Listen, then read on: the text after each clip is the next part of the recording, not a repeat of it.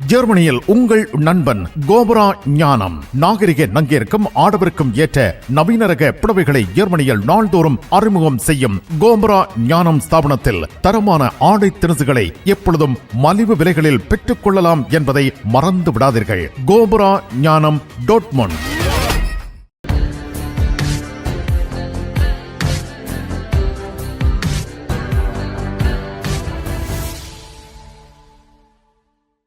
தமிழ் உறவுகளே வணக்கம். ஜெர்மனி செய்திகள். ஜெர்மனி நாட்டில் இருந்து மேலும் மயிலும் ராமகிருஷ்ணன் அவர்கள். தமிழ் உறவுகளே வணக்கம். ஜெர்மனி நாட்டில் வாகன சாரதி அனுமதி பத்திரம் பெறுகின்றவர்கள் தொடர்பான புள்ளி விவரம் ஒன்று வெளியிடப்பட்டுள்ளது. ஜெர்மனியில் வாகன சாரதி அனுமதி பத்திரத்துக்கான எழுத்து மூலமான பரீட்சையை 30% மாணவர்களே தேறுகின்றார்கள் என்று புள்ளி விவரம் ஒன்று தெரிவிக்கின்றது. இதே வேளையில் வாகன ஓட்டுதல் சம்பந்தமான பரீட்சையில் 40% மாணவர்கள் முதல் தடவையில் இவ்வாறு தேறுகின்றார்கள் என்றும் 60% மாணவர்கள் முதல் தடவையில் தேறுவதில்லை என்றும் ஒரு புள்ளி விவரத்தில் தெரிவிக்கப்பட்டுள்ளது.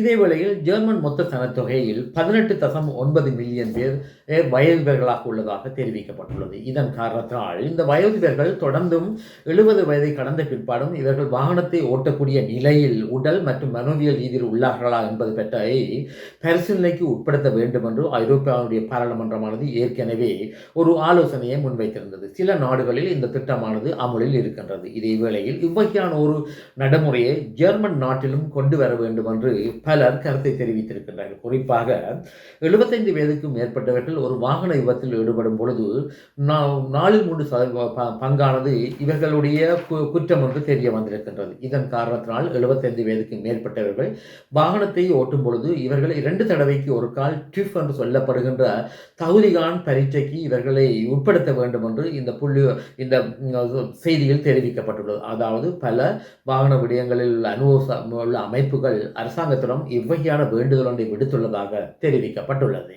ஜெர்மனியில் செயல்படும் தபால் சேவை தொடர்பாக முறைப்பாடுகள் முன்வைக்கப்பட்டுள்ளன.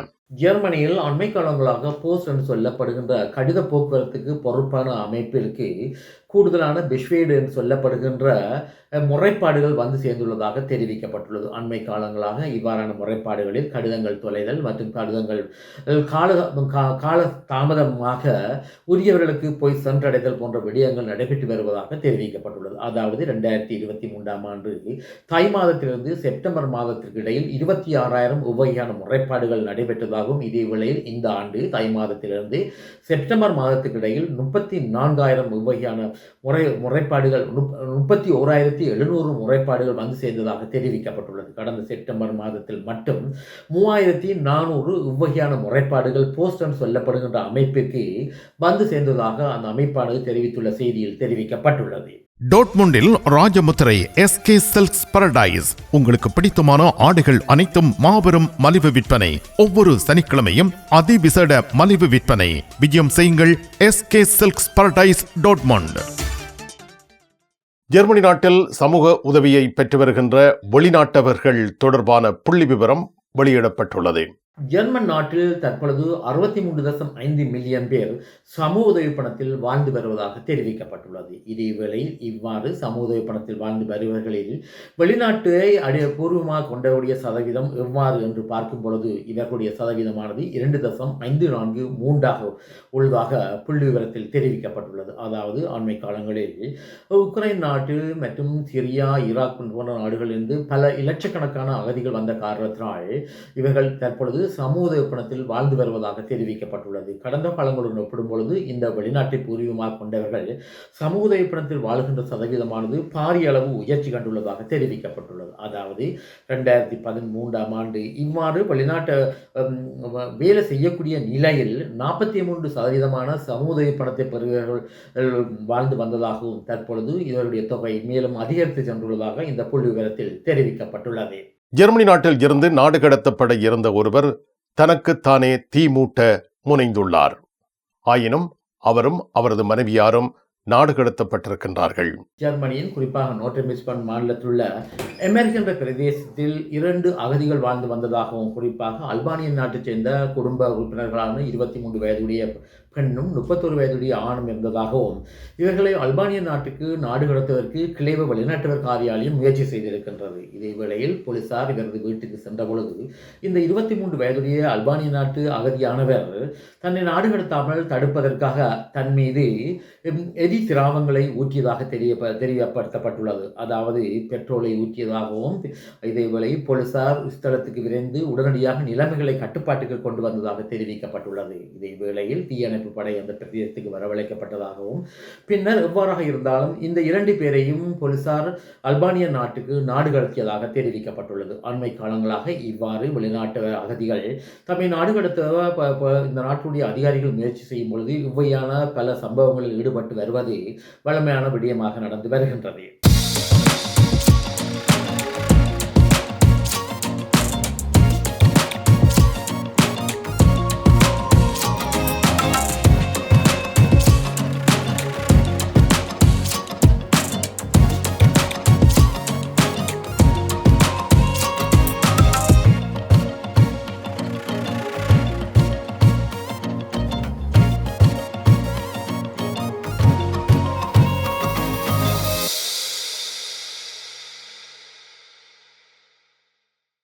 இனி உலகச் செய்திகள். உக்ரைன் நாட்டுக்கு அதிதூரம் சென்று தாக்க வல்லக்கூடிய ஏவுகணைகளை அமெரிக்க அதிபர் ஜோய் பைடன் அவர்கள் உக்ரைன் நாடு ரஷ்யாவுக்கு எதிராக பாவனைக்கு உட்படுத்தலாம் என்று நேற்று முன்தினம் முடிவெடுத்துள்ளார். அதாவது உக்ரைன் நாட்டினுடைய ஜனாதிபதி செலன்ஸ்கி அவர்கள் அமெரிக்கா மற்றும் நேச நாடுகளை இது சம்பந்தமாக பல தடவைகள் தமக்கு உதவி செய்யுமாறு வேண்டியிருந்தார். இதே வேளையில் தற்பொழுது அமெரிக்க அதிபர் ஜோய் பைடனுடைய நடவடிக்கையானது புதிதாக அமெரிக்காவில் தெரிவு செய்யப்பட்ட அமெரிக்க அதிபர் டொனால்ட் ட்ரம்பிற்கு சங்கடத்தை ஏற்படுத்தியுள்ளதாக தெரிவிக்கப்பட்டுள்ளது. அதாவது உக்ரைனால் ரஷ்யாவில் கைப்பற்றப்பட்ட குர்ஸ்க் என்ற பிரதேசத்தை கைப்பற்றுவதற்கு 11,000 வடகொரிய இராணுவத்தினரும் ரஷ்ய துருப்புகளும் தாக்குதல் நடவடிக்கைகள் ஒன்றில் ஈடுபடுவதற்கு முஸ்தீப்புகளை காட்டி வருகின்ற நிலையில் அமெரிக்க அதிபர் ஜோய் பைடனானவர் ரஷ்யாவிற்குள் சென்று தாக்கக்கூடிய ஏவுகணைகளை உக்ரைனுடைய அரசு படைகள் பாவிக்கலாம் என்று தற்பொழுது ஆணை பிறப்பித்திருக்கின்றார். இதே வேளையில் ஜெர்மன் அரசாங்கமானது இவ்வகையான வேண்டுதலுக்கு இதுவரை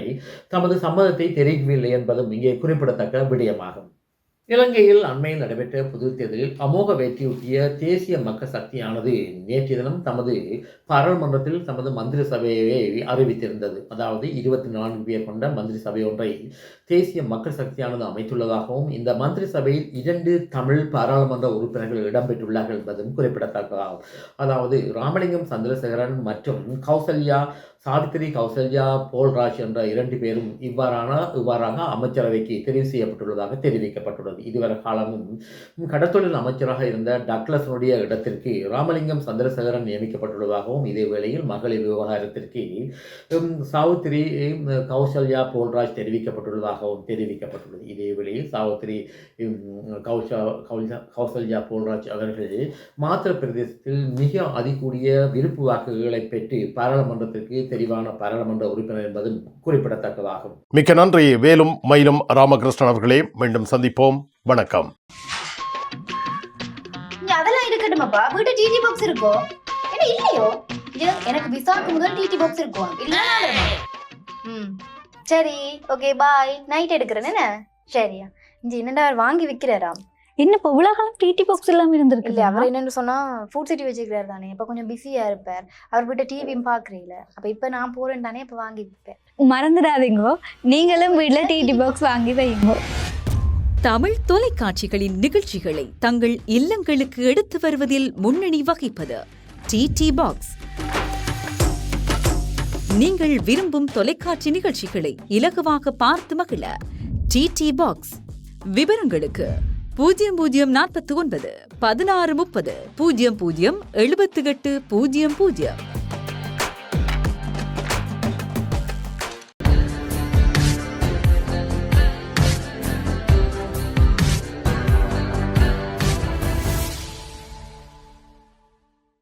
ஜெர்மனியில் உங்கள் நண்பன் கோபரா ஞானம். நாகரிக நங்கிற்கும் ஆடவருக்கும் ஏற்ற நவீன ரக புடவைகளை ஜெர்மனியில் நாள்தோறும் அறிமுகம் செய்யும் கோபரா ஞானம் ஸ்தாபனத்தில் தரமான ஆடை திணுசுகளை எப்பொழுதும் மலிவு விலைகளில் பெற்றுக் கொள்ளலாம் என்பதை மறந்து விடாதீர்கள். கோபரா ஞானம் டாட்மண்ட்.